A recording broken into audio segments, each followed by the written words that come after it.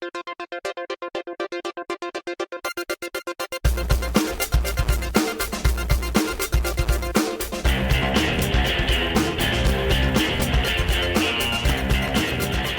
to the Mobile Armored Podcast Show, the podcast that transforms into the Berlin Wall. My name is Adam Moore, alongside my co-host and best friend, PJ McNerney. How's it going, PJ? We've got a sad note from recently. David Lynch, who took so much inspiration from Mask, passed away. Yeah, I mean, that's a big name in just cinema in general, someone who defined cinema for decades. And I think in a lot of ways, especially with Twin Peaks, really redefined what could be done on TV. But of course, all of it stems from clearly his love for Mask. It's true. So in 1977, he made Eraserhead. 1980 is The Elephant Man. But 1984 is Dune. Which right? is really the nadir of his career, right? Mm-hmm. So he turned down Return of the Jedi, famously. So what turns around the corner for him? 85 is when Mask comes out. So he's down in the dumps, gets to watch some cartoons, and suddenly he sees Miles sitting in a rocking chair. Yeah, and then he makes his two best films, Blue Velvet and Wild at Heart. So yeah, I mean, I don't think there's any other way to look at it. Mask created David Lynch. Well, in memory of David Lynch, let's dive into episode 32. The Currency Conspiracy. In the Swiss Alps, Mask must stop Venom from using an organism that eats the ink off printed money, rendering the bills worthless at the behest of a corrupt finance minister. I really wonder, okay, I'm going to pitch you this story. Kids are going to really get the economic implications of what this means. Really, it seems like the writer of this episode was writing other shows. And then they asked, hey, could you just come in and do one for us? It's probably doing TV drama or something like that. And could you just write a quick episode for us? Oh, yeah, sure. How about one about corruption in the German finance ministry? Well, we open on the beautiful Swiss Alps and we pan down to Geneva, Switzerland. I kind of question whether or not that's actually Geneva. I don't think they used the right reference art for it. But then we get inside what turns out to be a bank, and we're with Matt, Scott, and of course, T-Bob. And Matt asks Scott, well, in France, you bought pastries. In Germany, you bought sausage. What are you looking for in Switzerland? Already with this line, I was like, okay, they're on a European vacation living it up. I kind of thought, okay, there's one version where they're literally just kind of touring from city to city. But what about these sort of inevitable, you're going on this massive European vacation. Where's Gloria? Exactly. I had one theory that's the happy theory, which is that there's a host of racing and or karate related events happening in Europe, and they're kind of touring through it, and Gloria's gone on ahead. Okay. So that makes her unavailable. That's my happy theory. The other one is Matt's just being a bon vivant and just trying to clean up his mess like back in Brazil. A girl in every port, and he's just trying to clean up his history now that he's married. I definitely would say the second one is far more likely, knowing Matt. I just want to go back to the things that Scott has bought. In France, he went for pastries. In Germany, he went for sausage. What we'll find out is he's going to buy chocolate in Switzerland. Is Scott hungry? Is he not being fed? That's why he's going for food. He is presumably still at a prepubescent stage, and he hasn't grown in the, 6 months that we've seen. And there's frequent times where we see him cooking in the kitchen. Yeah. So I do want to back up your theory, Scott's hungry. It's actually a recurring thing throughout the series. In many places, he's carrying a bag of potato chips, for example, in the episode in Africa. He's trying to get whatever calories he can in. Well, Scott reaches into his pocket and he pulls out a giant wad of cash. Did you see that? It's not Deutschmarks. It's $100 bills that he pulls out. I love how he has no clue. It's so casual, and he treats that money with such whatever. Scott says, there's only one thing I want to buy here. I'm wondering, is it Nazi gold? Not explicitly in this episode, but don't you worry. Nazis are coming back really soon. Ah, good. Scott says he wants Swiss chocolate, and he says, I'd rather have chocolate than be in shape. I want to spend all my money on chocolate. It's a crazy line. And all I thought to myself was, I want to buy diabetes. That's what he's asking for. By the way, meanwhile, T-Bob is dressed in lederhosen. Yeah, why? It's not even a solid Buddy Hawks nomination. He's not insulting the culture at all. It's not even cultural appropriation. It's just he's wearing lederhosen. This feels comfortable. So, like I said, they're at a bank, and Scott is trying to exchange his money for Swiss francs. However, the banker is astonished when the ink disappears and the money is suddenly blank. And it turns out all the money, specifically all the Deutschmarks, are disappearing in this bank.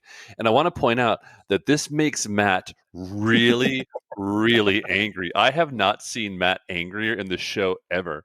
Like, nothing makes him angrier than losing money.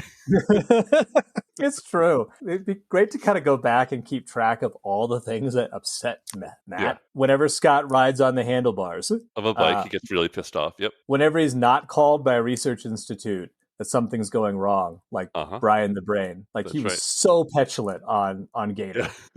Yep. Whenever his train's capabilities that he's riding on are called into question. My train would never do that. And you know what I think ties everything together, except his upsetness at Scott, is it's when you're right, whenever money's involved, specifically his money. Yeah. No one touches my money.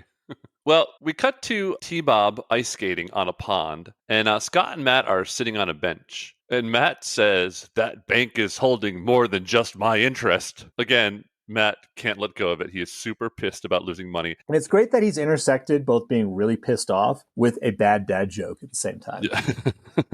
Totally.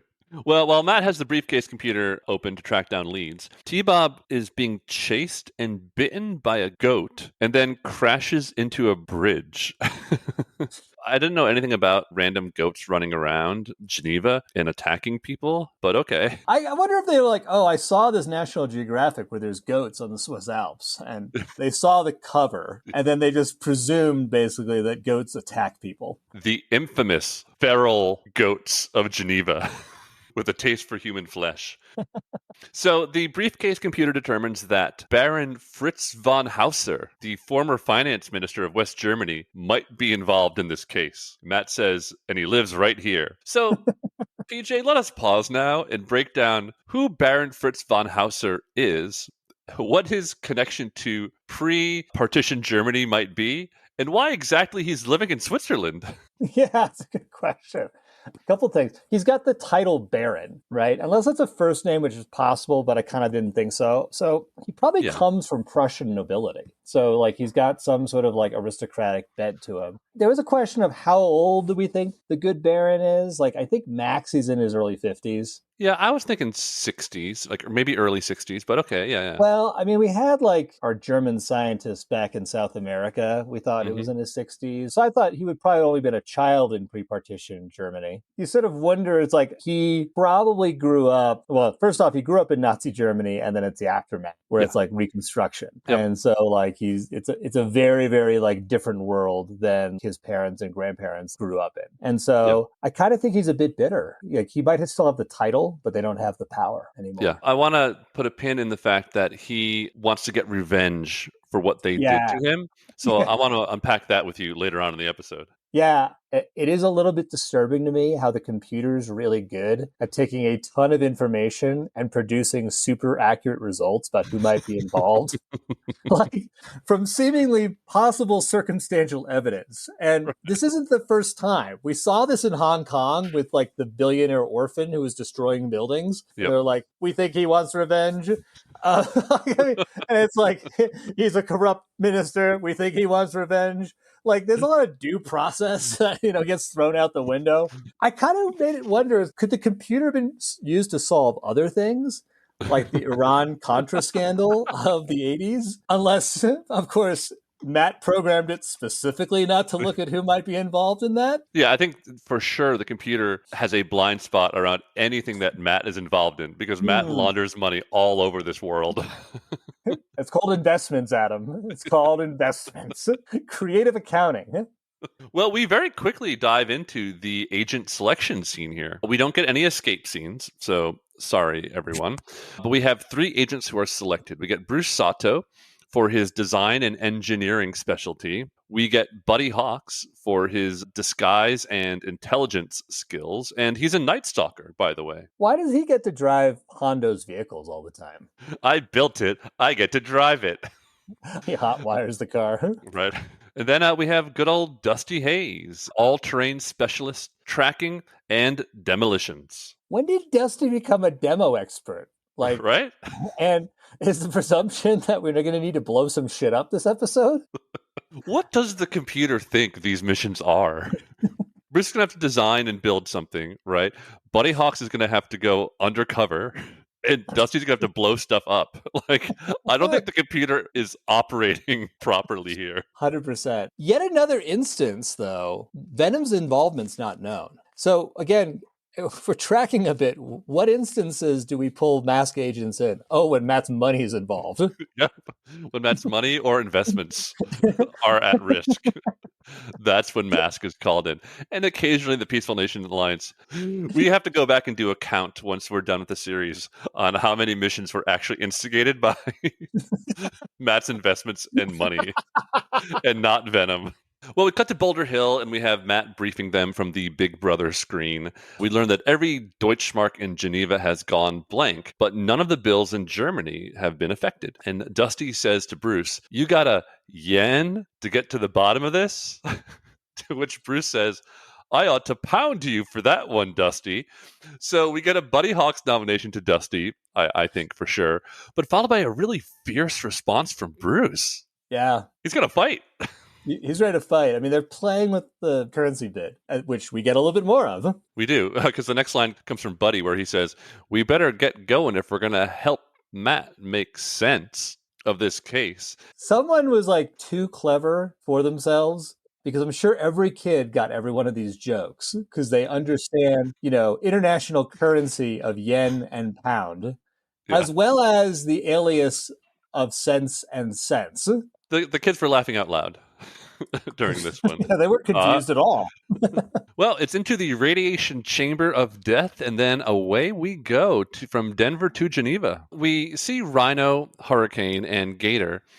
And what I do find funny, we've seen this before, is that they're equipped with snow chains. And I just thought with these very advanced vehicles, they might have been able to come up with something better than just snow chains. Especially Hurricane, which transforms into a tank. You'd think they would have developed some better technology at this point. And I also want to point out that the open air Gator might not be the best choice for these snowy Alps. Yeah, I felt really sad for Dusty because like everyone else is in these heated, closed vehicles and he's like freezing his ass off. Yeah. Like, why the fuck am I in this Jeep, especially since I am used to hot, humid weather? Well, Matt tells Scott to stay behind in town while they go off on a mission. So Scott, once again, stranded alone with only T-Bob as supervision. Father of the year. Is anyone surprised? No, but in this case, what's interesting is once Matt and the crew leaves, Scott says, "We did it, T-Bob. We got rid of Dad. Now we can have all the chocolate we want." It's rare that Scott is actually excited that Dad is leaving. It is true. I kind of thought this was a sad note because Scott's even leaning into it now. Finding the silver lining, right? It's like, well, if Dad's gone, at least I can stuff myself with chocolate. It's a bad pattern, Scott. You should deal with your feelings as opposed to trying to eat them away. How did he buy the chocolate if all the money has been turned into worthless paper? I mean, I think we're going to get into this, but I mean, later on, the thing that this virus is going to affect is mainly people who are cash only. Mm-hmm. And I imagine Matt just handed him his credit card. Exactly. Well, meanwhile, we catch up with Venom, and they are actually shacked up in a pretty nice alpine lodge, apparently owned by Baron Fritz von Hauser. And it turns out the Baron wants revenge on Germany for, quote, what they did to him. So what do you think they did to him? Well, I have a theory, but we have to go to History Corner to figure this one out. Looking forward to it.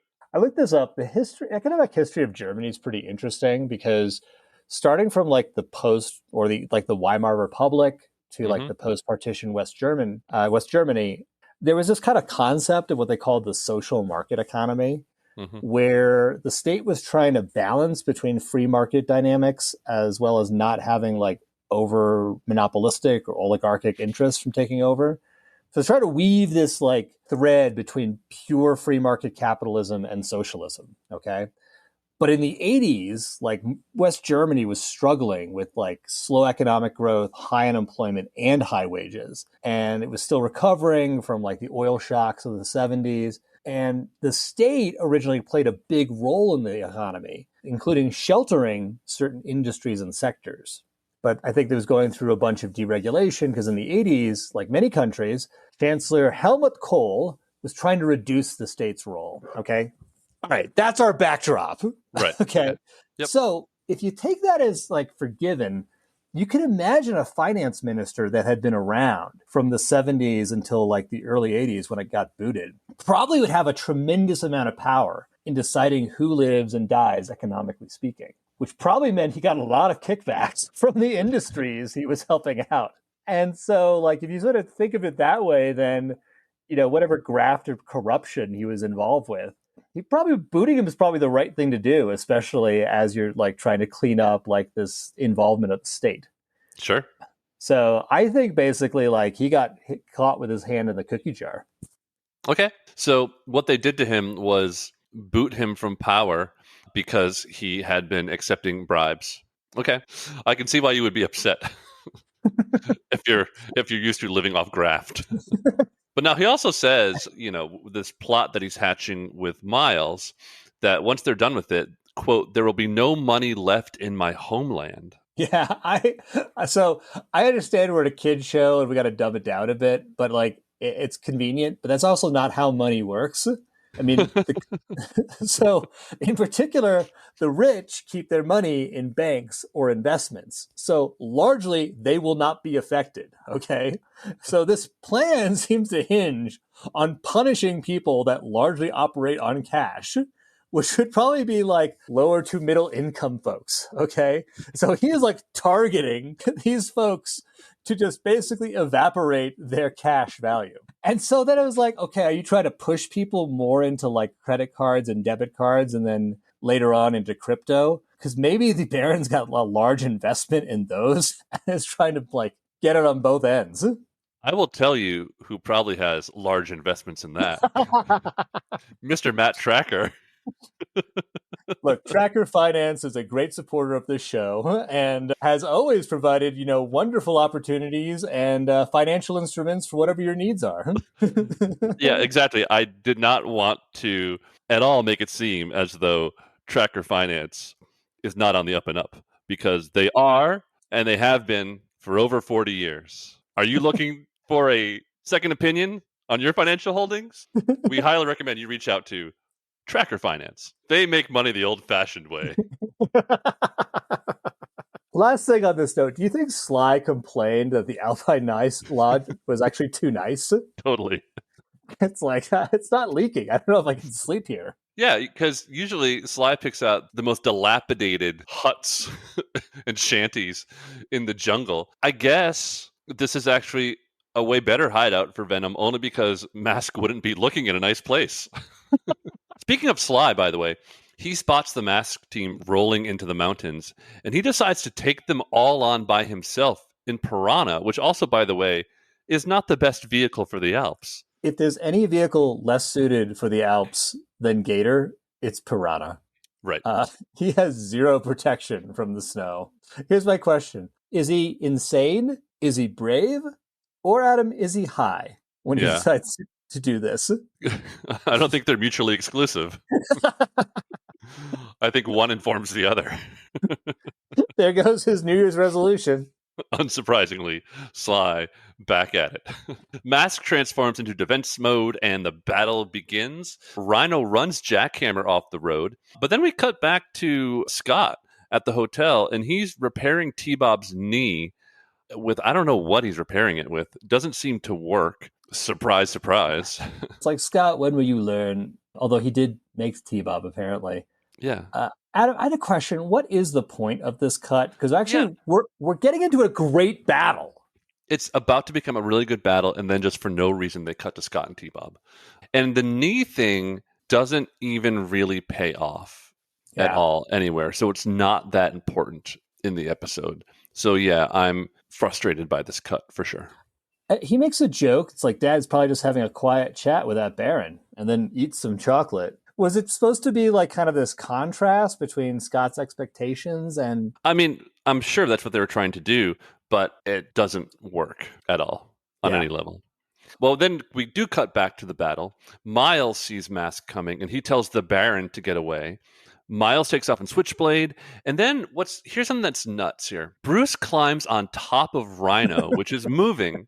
He takes a rope lasso and tosses it at Switchblade, catches like one of the runner bars there, and then he starts climbing up the rope. First of all, Bruce is a total badass here, but also don't they have masks with powers that could come in handy here? I mean, this would be a great choice for Jackrabbit, or have Bruce, lift Matt up or somebody else up.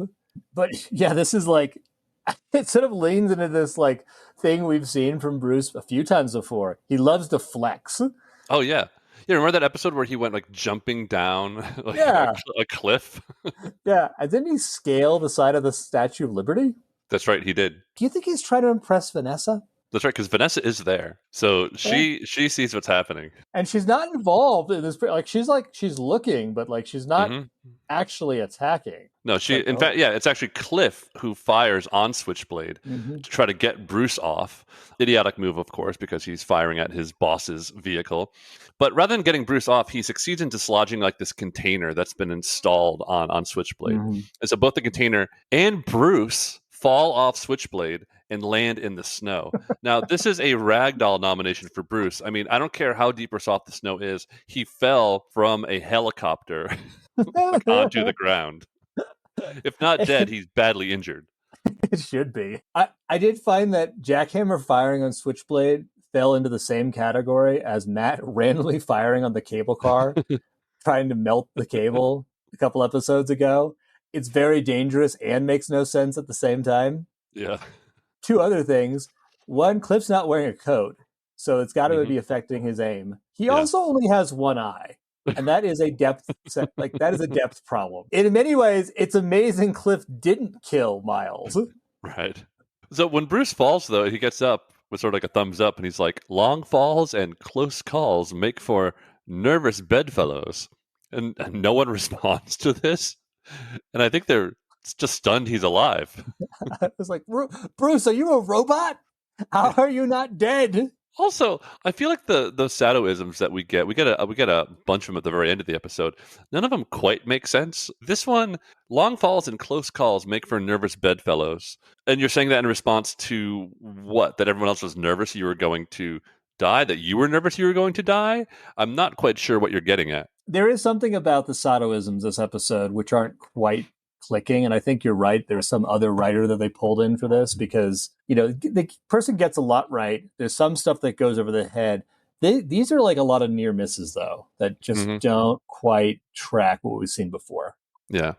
Well, they get the action right, that's for sure, because in the next beat, Piranha knocks Gator into this kind of like bobsled track-esque tunnel, and Dusty can't control Gator, and he's on a collision course with this huge ice wall that's at the end of it, and if he hits it, he will surely die. Yeah, so what's going to follow, is awesome. There's a lot about that I had questions about, like how did that ice wall get there in the first place? Yeah, and folks, it's like a monolith from 2001, A Space Odyssey type of ice wall. It's like smooth, perfect, like rectangle. And Sly's standing right next to it waiting, like he can't wait to see this, despite the fact he could get very injured in this crash. Other note I feel like is important, and maybe Dusty's not used to driving in snow, you don't use your brakes. Like, you got to downshift that sucker. No, I agree with you, but one of the reasons he was chosen was because it's all-terrain. He should know this. But no, he is skidding to his doom. It leads me to ask you, PJ, what's going to happen? I don't know. Well, we will find out after these messages. Maz will be right back, and so will Venom. Now back to Maz. Well, we are back. When we left you, Dusty was sliding out of control towards an ice monolith that was going to kill him. But don't worry, friends. he's going to be okay because Buddy jumps on the hood of Gator and uses Penetrator to allow them to safely pass through the ice wall. So, one, very badass for Buddy, one-upping Bruce in this moment. Two, a really good use of a mask power in this episode. I think the best use of Penetrator actually ever so far in the series, a power that doesn't get used all that much.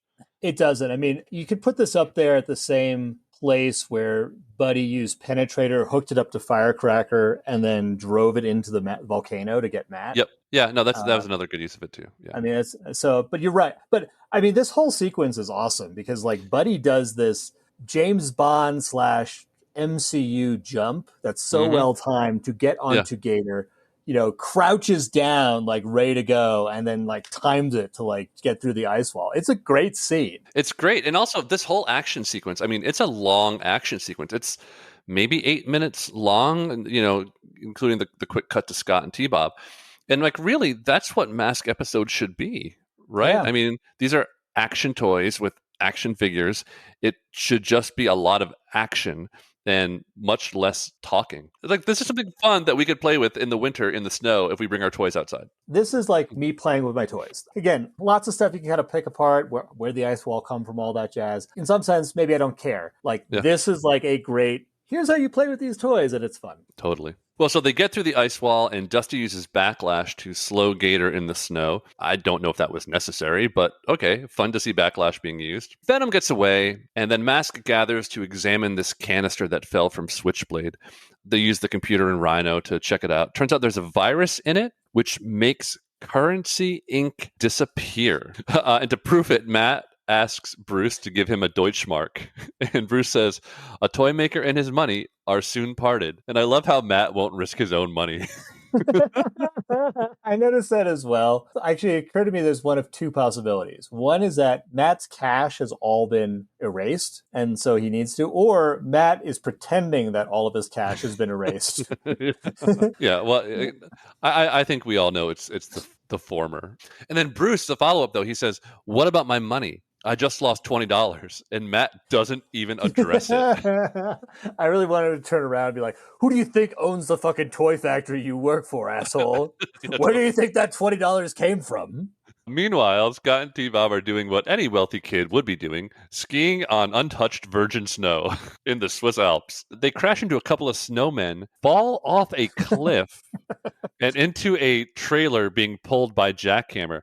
And that trailer isn't filled with like snow or mattresses. It's filled with equipment to be used in this big device they're building. So Scott is dead. R.I.P. Scott. This is very important to lay as groundwork for the rest of the episode, especially the end. I want to just keep pointing out, Scott did not ask to be put into this position. He's presumably still in town, skiing nearby. He's only here in this position because of Matt's negligence. Yeah, exactly. No one is supervising Scott. This is a very terrible coincidence, and I think we need to hold that in mind for later on. Agreed. I also wonder, how did he get to the top of this mountain that he's skiing down? I mean, did he then use a credit card to pay someone to helicopter him up to the top of it? Because there's no ski lifts here. This is not a ski resort. Maybe he has chains on T-Bob. And forces T-Bob to drive him to the top of a mountain. Yes. Carrying both of their skis and their poles. Yes. Matt and the gang are back at the Baron's Alpine Lodge, and Matt surmises that the Baron hired Venom to help him launder money as a way of getting revenge. And Matt says a former finance minister who was caught embezzling money. A few things here, and then just one thing that occurred to me. There's a real misuse of the word laundering money here. Like, it's not to clean it and make it blank. It's to make it untraceable. I have a question for you, Adam. Mm-hmm. So they're in the Baron's Lodge. Do you think they end up sampling any of his fine liquors? I'm sure they do. I think Matt buys it. He buys it? Or just steals the lodge. I have a feeling it's going to go into receivership soon. Well, Bruce starts a Satoism by saying, you can lead a horse to water, and then Matt finishes it for him by saying, but a virus must be spread. So it's interesting that it's a Satoism that Matt finishes. Second, though, it makes no sense. You can lead a horse to water, but a virus must be spread. What? I kind of thought like Bruce was actually going to say something else and Matt just interjected. It's like either like Bruce was so pissed off, he was like, I'm not even going to finish it, or Matt just didn't feel like dealing with retranslating it for Dusty Right. and Buddy. Yeah. Like, look, it's going to be about spreading the virus. Let's just cut to the chase, Bruce. Buddy and Dusty will not get it, and in all likelihood will insult you. I agree with you 100%. Through this, though, Matt figures out that Venom is going to blow the de-inking virus into Germany through one of the mountain passes in the Alps. Seems a bit overcomplicated. Isn't there some other way the Baron could get revenge against West Germany? Yeah, I agree. There's many easier ways to get revenge against West Germany. Leaking state secrets to East Germany. Yeah. I had this sense, man, that Venom did not, I mean, I think this is just true from what we learned later on. Venom didn't come up with this plan. I think the Baron did. Venom's like, okay, fuck it. If you're paying us, we'll do it. Yeah. Like, we're hired guns. Because I don't really feel like Miles is really invested in this. Like, he's fine to do the work, but all he wants is the money. They're hired guns for sure, right? I think what Miles is attracted to in this plan is just the theatricality of it. Oh, yeah, 100%. Is that, and then what we're going to do, Miles, is we're going to blow the virus through a pass in the Alps into West Germany to de-ink all the currency. And he's like, sounds crazy, way over the top. I'm into it. I would love if the Baron is like, and we'll make the money disappear. And Miles says, I'm a bit of a magician, as well. Miles likes the cut of this guy's jib. Thinks he's crazy, but definitely he likes this guy. Mm-hmm. Well, we find Venom inside a cave where they are working on a typical Venom big contraption machine. And the Baron says, all I need to do is turn this valve and the destruction of Germany will be complete. Is Germany really going to be destroyed? Or are we like unfairly harming the poor and helping to usher in a cashless economy? Well, yeah, but also, I mean, West Germany can just print more money. Now, if it was a virus that infected humans... Well, but here's the thing, Adam. If you're going to hire someone to come up with a biological weapon, you don't use Miles. You have to get Matt. Because he's the only one... As evidence from the blue slime, he's the only one with the research facilities capable of designing these kind of gain-of-function research viruses. Yeah. I mean, I'm sure he reached out to Tracker Industries on this one, but they were unavailable. They were doing cleanup in Africa. Well, now we're outside the cave. Scott and T-Bop had been hauled behind that trailer that was being pulled by Jackhammer. And Scott realizes what's going on here, and he radios Matt. Okay, stop on this one for a second. So Matt and company have got their thumb up their asses trying to figure out which mountain pass basically is going to be used for this. Yeah. So the only reason why Matt knows where the Venom's base is due to Scott. Right. I want to keep that one in mind again. Okay. We also have some more complaining between Sly and Vanessa, right? Yeah, do they have a thing still going on? Because, we noted that. They do, but now it's complicated by also Bruce being in the picture. That's true. Vanessa's got her eyes elsewhere now. Yep. Well, Venom spots Mask coming, and the final end of episode big battle begins. The Baron goes to escape, but Miles just sticks out his leg and trips him, and then steals the briefcase full of gold. That's all he wants. He just wants the money, man. He doesn't care about this plan. Exactly. Gator uses some heretofore unknown Lifter-esque laser to incapacitate Jackhammer and lift Vanessa and Cliff out of the vehicle. This was weird, and it was definitely a WTF moment for me because it felt like an unnecessary new power with a lot more animation than necessary. Like, it could have just used the electric ouch. And I kind of was curious if they had plotted out a different sequence originally where actually Bruce was going to use Lifter, and then they decided to pivot. Like, it's almost like a mismatch animation. Maybe they never animated that shot of Bruce using Lifter, or the episode was running long, but I think you're exactly right. And I'm going to back it up because it's definitely the Lifter power, the way it's animated. Yes. And yes, we would have seen Backlash, Penetrator, Ultra Flash, and Lifter used in the episode. So the writer doing the correct thing, which is using all 4 mask powers in the episode. 100%. So that's what I'm going to use as proof that it was supposed to be Lifter, but wasn't. Yeah. Well, meanwhile, in the most overmatched battle in the episode, Piranha decides to take on Hurricane. But Hurricane fires on Piranha and takes it out easily. Yeah, Hurricane's the most badass vehicle. And once again, Piranha is like, what are you doing here? Go try and fight Brad if you want to be on equal footing. Hurricane will row you over. Totally. Well, the Baron releases the virus, but Rhino fires a rocket into the sky that causes a thunderstorm. So I guess they have cloud seeding capabilities? Look, Adam, listen, all your talk about cloud seeding, chemtrails is just a bunch of conspiracy. Now, as a side note, we do want to thank our sponsors at Tracker Agricultural for their support of this show. Tracker Agricultural, when you need us to make it rain, we're there for you. That's good to know. That's good to know. I'm going to take out all the mention of bioengineering from future episodes. Sly actually flips over in Piranha, and we have another Ragdoll nomination here. Sly gets nominated for his own award again. Congratulations, Sly. Matt fires Ultra Flash at Miles, and Switchblade crashes into the snow, like right next to Mask. Yes. So I want to put a pin in the fact that they have no excuse to not catch Venom here. Yes.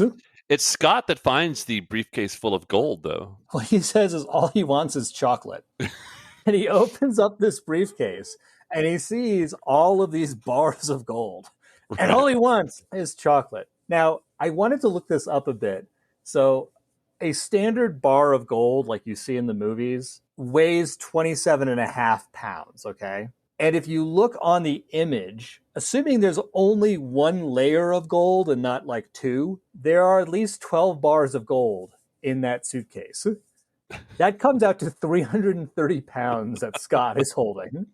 So we've theorized this before. Scott is juicing, man. Oh, for sure.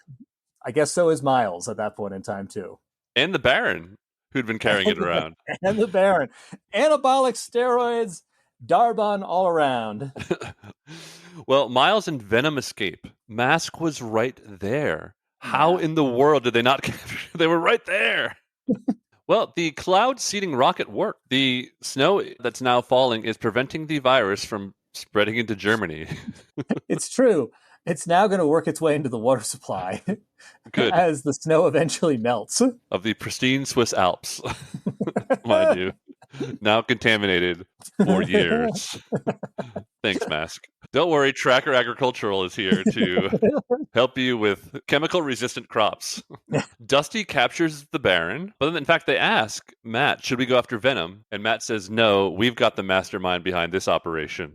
What about all the other times that Venom was the mastermind? Matt's like, nope, the rule is whatever the case of the week is. And unfortunately, Venom was not the mastermind this time, so we cannot legally go after them. Pretty arbitrary rules there, Matt. Adam, I have a question. This is gold that came from the Baron, that was given to Miles, that was then taken from Miles. What happens to it now? Matt will take good care of it.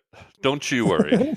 Well, we're back at the lodge, and Scott complains that he wants to stay in Switzerland longer. And Bruce says, young man in hot water longs for the snow. Yeah, Matt says this asshole thing to him. He's like, oh, you forgot one tiny little detail, like leaving the town without permission. And my response would have been like, Dad, I was skiing in town. I didn't ask to fall into that truck, but you weren't around to supervise me. Just Father of the Year repercussions all over the place here. 100%. And Bruce continues. Bruce has got another one. He says, a city boy in the mountains is in for a cold reception. He's just dropping like zingers left and right here at the end of the episode. I'm still like, why is Scott in trouble? Like, he didn't intentionally try to find Venom this time. No. And honestly, it was Scott's radioing of Matt that alerted them to Venom's location. Scott has been praised for less in the past. So I don't know why he's getting punished on this one. Well, we end the episode with a shot of Scott and T-Bob unconscious in the snow. Like, I'm not even joking. Like, what is up with this? Their skis are all splayed. Their eyes are closed. They're half buried in the snow. What happened? Scott and T-Bob are once again skiing unsupervised. Do we not have enough evidence? Is this they get hurt when this happens? It's just like, to my child brain, I'm like, is Scott dead? Did Matt punish him? Like, is that what happened? Did Matt punish him? Like, and toss him out a window into the snow? I mean, he might as well have, given, the degree of neglect that's there. You want to go skiing without my permission, huh? Well, we cut to the more you know. T-Bob is ice skating, and then he falls through the ice, and Scott saves him. The lesson being, make sure you check the ice first before you go ice skating. So, not a bad lesson, I guess. It's not bad. I didn't think the ice ratings were meant for 750-pound robots. But then again, I looked up and 4 inches of ice can hold about 800 pounds. Yeah. So that means that whatever pond they're on has less than 4 inches of ice on it, and they just didn't bother to test. So it is a good lesson then. Check It the is a good ice first, kids. So Yeah. good job. Let's grade the team the computer has put together, right? So Bruce Sato, he was brought on the mission for his design and engineering skills. Yeah, I mean, he determined how to put the machine together for how the virus spread. So, I mean, Okay. fine. B minus. Buddy Hawks was brought on for his disguise and intelligence skills. Okay, no disguises. A very, very badass jump, but that is questionable in terms of intelligence. Yeah. So, big F for the computer this time. Agreed. And then Dusty Hayes, all-terrain specialist, tracking and demolitions. I mean, he drove on snow. Yes. His tracking skills really didn't come into play, but nothing got blown up. No. C plus, best case scenario. Yeah, slightly above average. Yeah. All right, well, was this episode Panda Poo? I mean, Venom didn't deface any statues. So that is our bar, right? That's the bar is set there. Right. If you kind of take all the craziness and put it on the Baron and just make Venom the hired guns, it works. Yeah. Venom's in it for the money. And again, it's kind of very strikingly similar to the Hong Kong orphan billionaire episode. There's no overt sexism or racism, so I'm good with it. It's not Panda Poo. Okay, we move on down the list here. Our Sly Rax Ragdoll Award. We have a bunch of nominations. We do. So we've got, the last one we just saw was Sly Rax earning a nom. There's Scott falling into the back of Jack Hammer's trailer. But for me, the one that wins it is Bruce falling from a helicopter into snow and walking away without a scratch. Following up with a Satoism. Yeah, I hear that one. I'm going to go with Scott and T-Bob skiing at a high speed off a cliff, Fair. landing into the trailer behind Jackhammer. I just think there's no way that kid survives.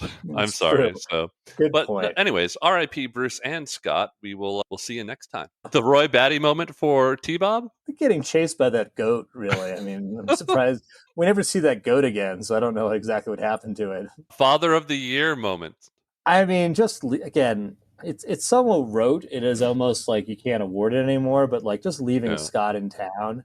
Actually, it's actually a bookend. Leaving him in town and then blaming him for leaving town because of a preventable accident if Matt had been there. So it's really like, what is the message that Scott's supposed to get from this? Scott's going to have to work this out with his therapist once again. Dad asked me to stay in town, but then because of something that happened in town, he got mad at me. What happened? I fell off a cliff. into a trailer. Into a trailer that happened to be driven by a terrorist. Once again, Scott, I am a mandated reporter, so I am going to have to alert the authorities about this. Finally, our Buddy Hawks Award. So I just stated there was no overt racism in this one. And this one's going to be really out there, okay? But Scott has constantly reduced the Swiss to a single-minded obsession, which is chocolate. And he fails to recognize the rich history and culture of the country. So I really feel like, he gets the Buddy Hawks Award this time. I like that one. I mean, I think Dusty does have a nomination when he says to Bruce, you got a yen to get to the bottom of this. It's not the worst Buddy Hawks we've ever heard, but I definitely think he deserves an honorable mention. He does deserve an honorable mention on that one. And because clearly, it affected him because, even though he's playing off the currency one, you're right. Bruce comes back with, I'm going to pound you.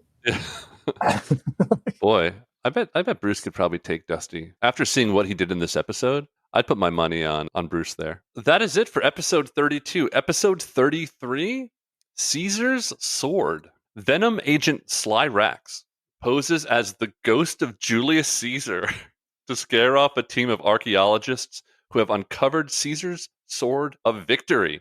Well, this is going to be fun. Slyrax in costume is always one to look forward to. So I've watched this one, and I will tell you and the audience right now, I'm already very angry about it. From from a historical perspective, we're gonna have a lot to talk about. I'm looking forward to it. But for now, this podcast has to transform and head back to HQ. I am Adam Moore. And I am PJ McNerney. Bye-bye. Bye-bye. The Mobile Armored Podcast Show is written, produced, and edited by Adam Moore and PJ McNerney.